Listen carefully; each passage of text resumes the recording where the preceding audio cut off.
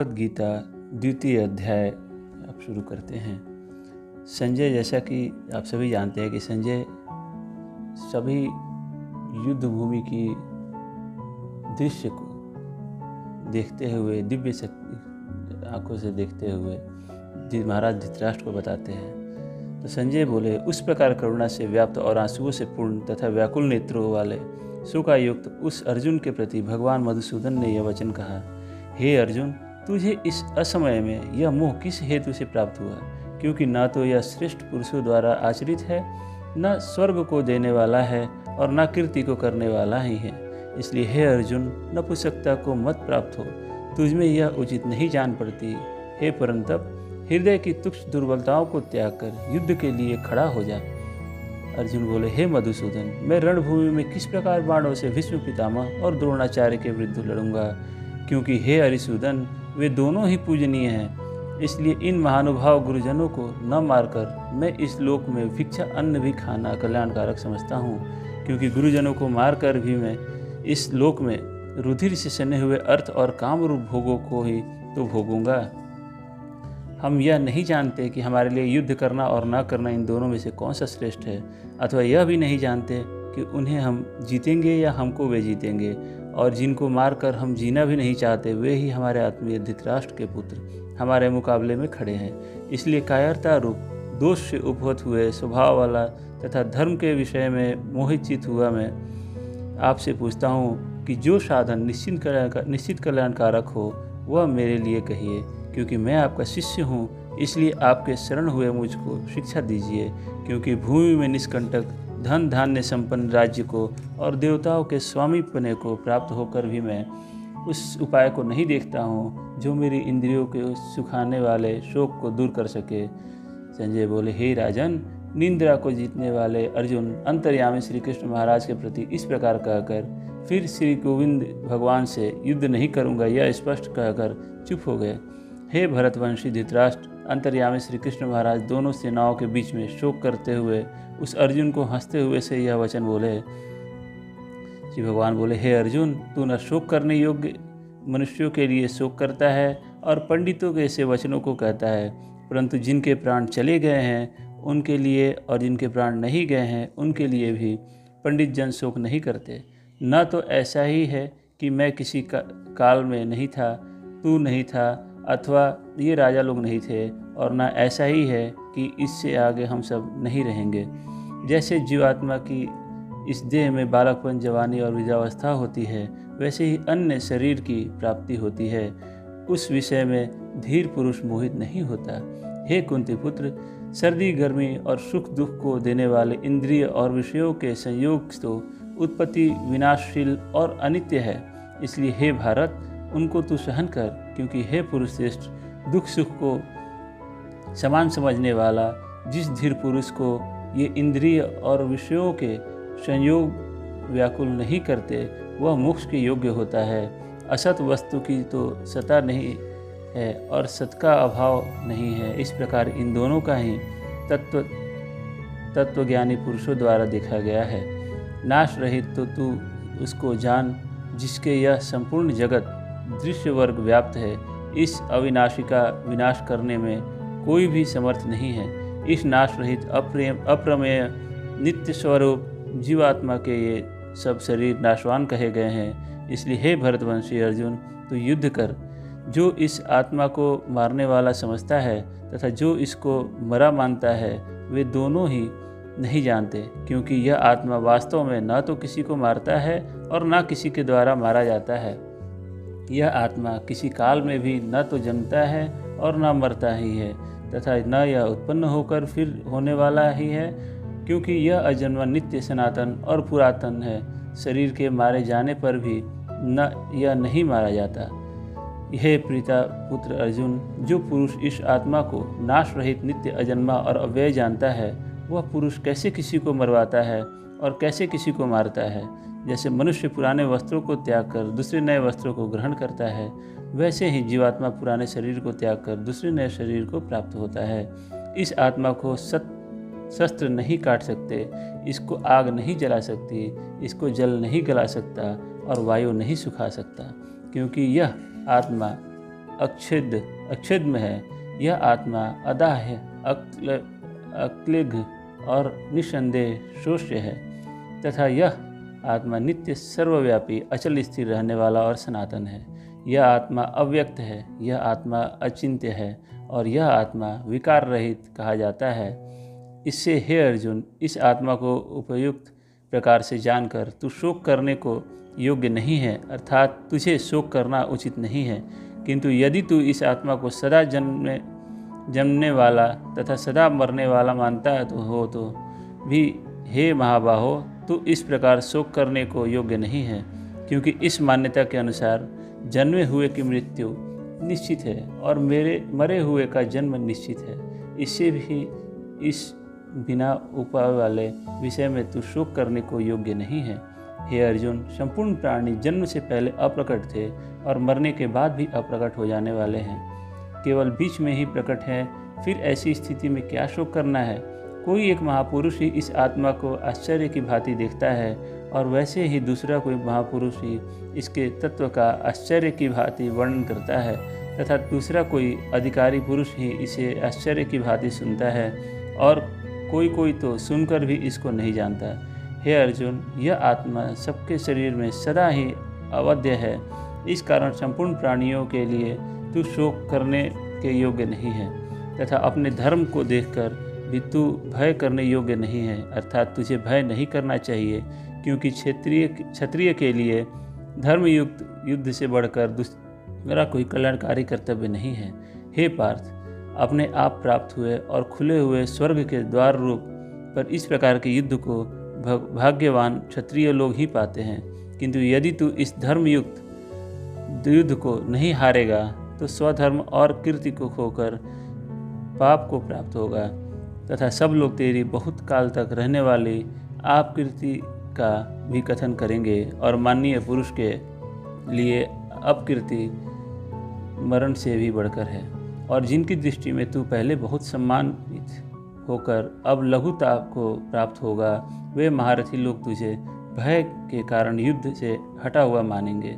तेरी वैरी लोग तेरे सामर्थ्य की निंदा करते हुए तुझे बहुत से न कहने योग्य वचन भी कहेंगे।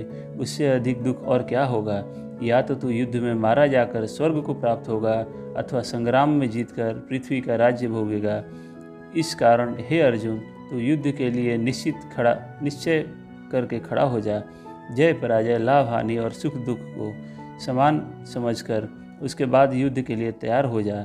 इस प्रकार युद्ध करने से तू पाप को नहीं प्राप्त होगा।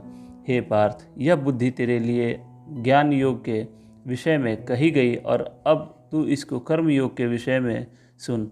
जिस बुद्धि से युक्त हुआ तू कर्मों के बंधन को भली भांति त्याग देगा, अर्थात सर्वथा नष्ट करेगा। इस कर्म योग में आरंभ का अर्थात बीज का नाश नहीं है और उल्टा फल रूप दोष भी नहीं है, बल्कि इस कर्म योग रूप धर्म का थोड़ा सा भी साधन जन्म मृत्यु महान भय से रक्षा कर लेता है। हे अर्जुन, इस कर्म योग में निश्चयात्मिका बुद्धि एक ही होती है, किंतु अस्थिर विचार वाले विवेकहीन सकाम मनुष्यों की बुद्धियाँ निश्चय ही बहुत भेदों वाली और अनंत होती हैं।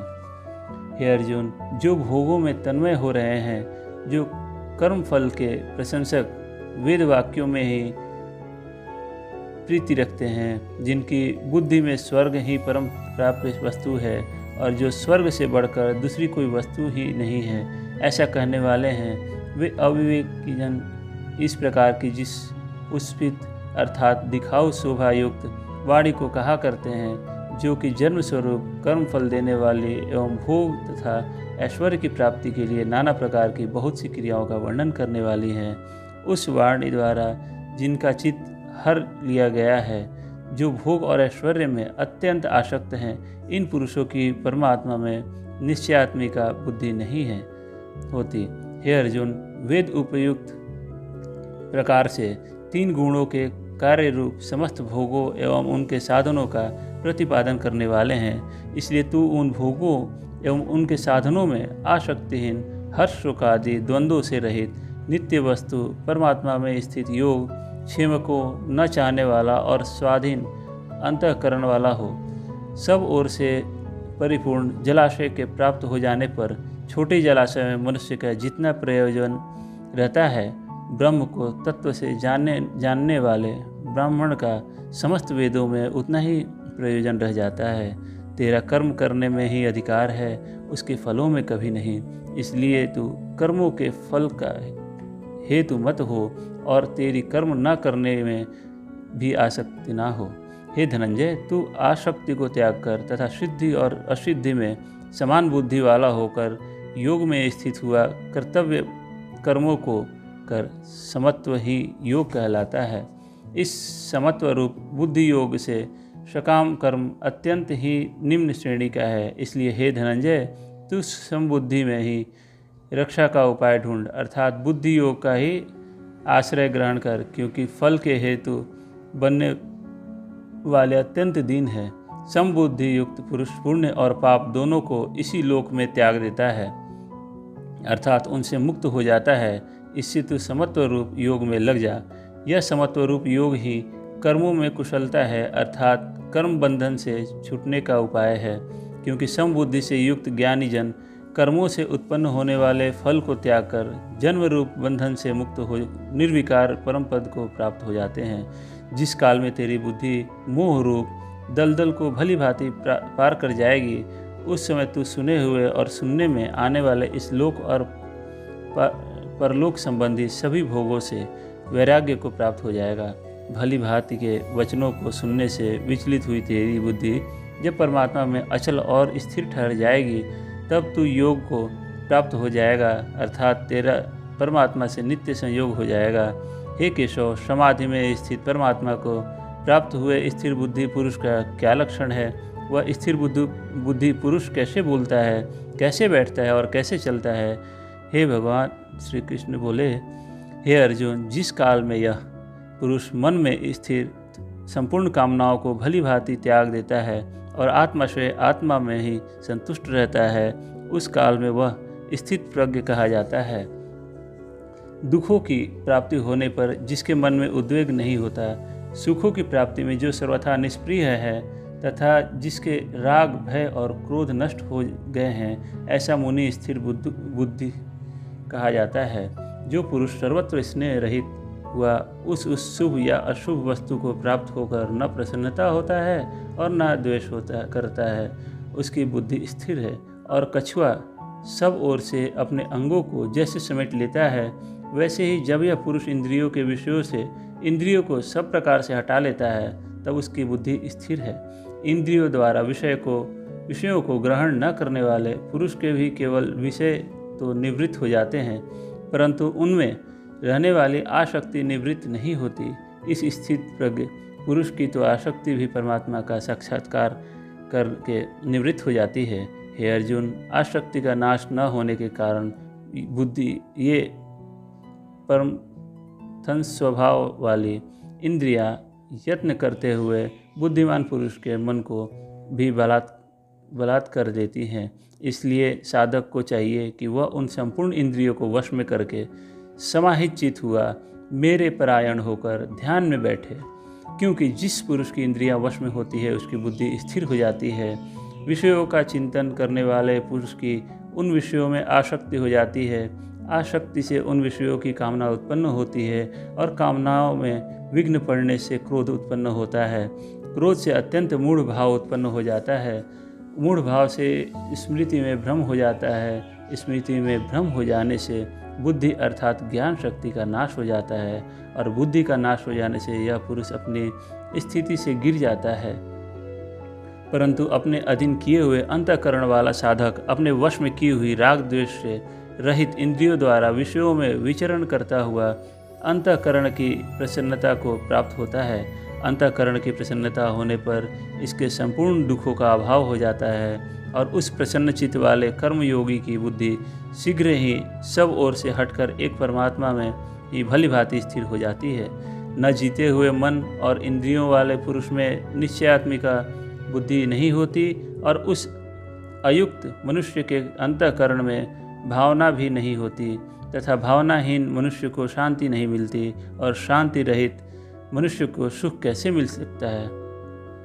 क्योंकि जैसे जल में चलने वाली नाव को वायु हर लेती है, वैसे ही विषयों में विचरती हुई इंद्रियों में से मन जिस इंद्रिय के साथ रहता है वह एक ही इंद्रिय इस आयुक्त पुरुष की बुद्धि को हर लेती है। इसलिए हे महाबाहो, जिस पुरुष की इंद्रियों के विषयों से सब प्रकार निग्रह की हुई है, उसी की बुद्धि स्थिर है। संपूर्ण प्राणियों के लिए जो रात्रि के समान है, उस नित्य ज्ञान स्वरूप परमानंद की प्राप्ति में स्थित प्रज्ञ योगी जागता है। और जिस नाशवान सांसारिक सुख की प्राप्ति में सब प्राणी जगते हैं, परमात्मा के तत्व को जानने वाले मुनि के लिए वह रात्रि के समान है। जैसे नाना नदियों के जल सब ओर से परिपूर्ण अचल प्रतिष्ठा वाले समुद्र में उसको विचलित न करते हुए ही समा जाते हैं, वैसे ही सब भोग जिस स्थित प्रज्ञ पुरुष में किसी प्रकार का विकार उत्पन्न किए बिना ही समा जाते हैं, वही पुरुष परम शांति को प्राप्त होता है, भोगों को चाहने वाली नहीं। जो पुरुष संपूर्ण कामनाओं को त्याग कर ममता रहित, अहंकार रहित और स्प्रिय रहित हुआ विचरता है, वही शांति को प्राप्त होता है, अर्थात वह शांति को प्राप्त है। हे अर्जुन, यह ब्रह्म को प्राप्त हुए पुरुष की स्थिति है। इसको प्राप्त होकर योगी कभी मोहित नहीं होता और अंतकाल में भी इस ब्राह्मी स्थिति में स्थित होकर ब्रह्मानंद को प्राप्त हो जाता है। बोलो श्री कृष्ण भगवान की जय। बोलो सब देव देवता लोग की जय जय।